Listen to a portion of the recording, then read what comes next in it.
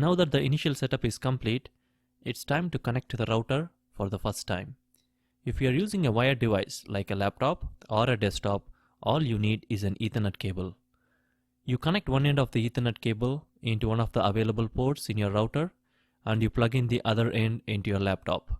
You're all set. This is all you need to connect to the internet. If you're using a wireless device like a mobile phone or a tablet to connect to your router, you will need a Wi-Fi network. Beneath your router, you will find a label. Here's an example of how a label looks like. In the label, you will find the Wi-Fi network name as well as the Wi-Fi network password. So you will browse this Wi-Fi network name in your mobile device and you will use this Wi-Fi default password to log into the Wi-Fi network. If in case you have modified this Wi-Fi password in the past and if you don't remember the password anymore, there is a workaround for that. You can always reset the router. Behind the router, there is a tiny reset button. You can use a paperclip or a pin to press and hold the reset button for 15 seconds.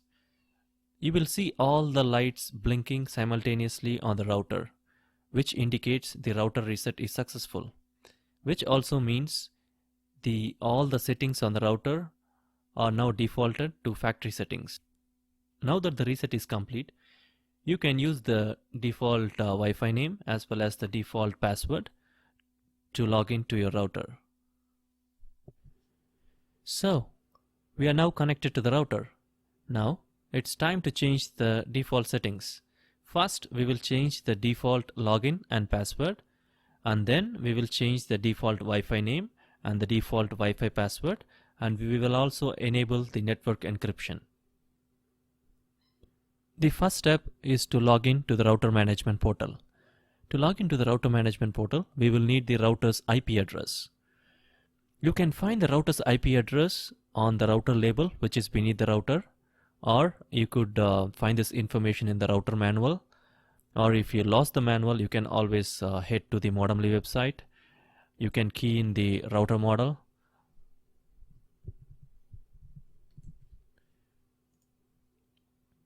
And then you will have a step-by-step instructions on how to log into your router portal as well as the settings that you have to modify.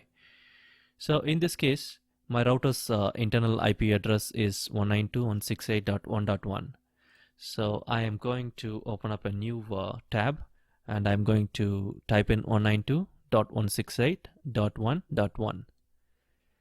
We are now in the router management portal's login page. You will need an username and password to log into this portal.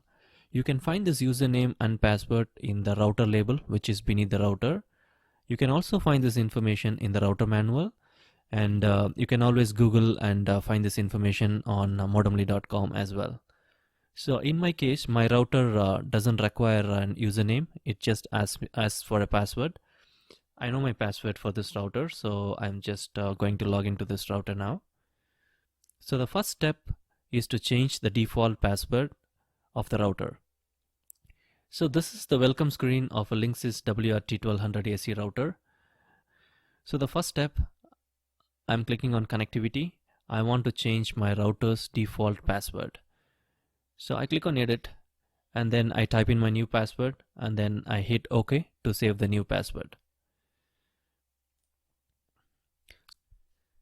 The next step is to change the default Wi-Fi name as well as the Wi-Fi password. We don't want to use the Wi-Fi settings that came with the box.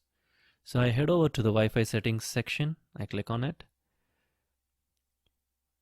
Now I can give my new Wi-Fi network name here and I can give my new Wi-Fi password here, and make sure you choose WPA2 encryption and then save the changes.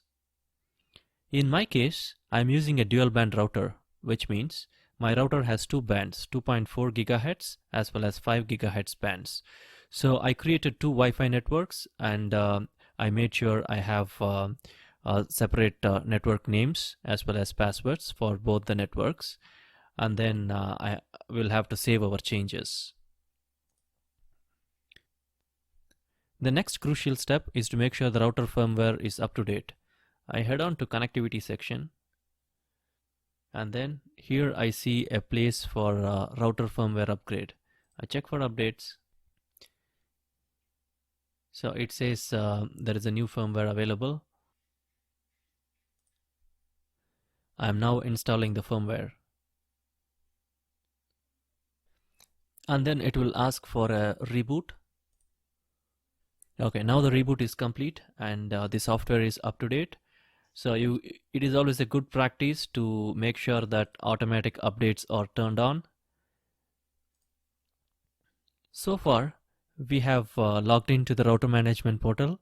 We changed in the default username and password, and we changed the default Wi-Fi network name and Wi-Fi password, and we enabled WPA2 encryption, and we also updated the router firmware, and we enabled automatic updates of the router firmware. Your router management portal may not exactly look like this, but it's always a good practice to get familiarized with all the tabs in your router management portal and what do they mean in reality.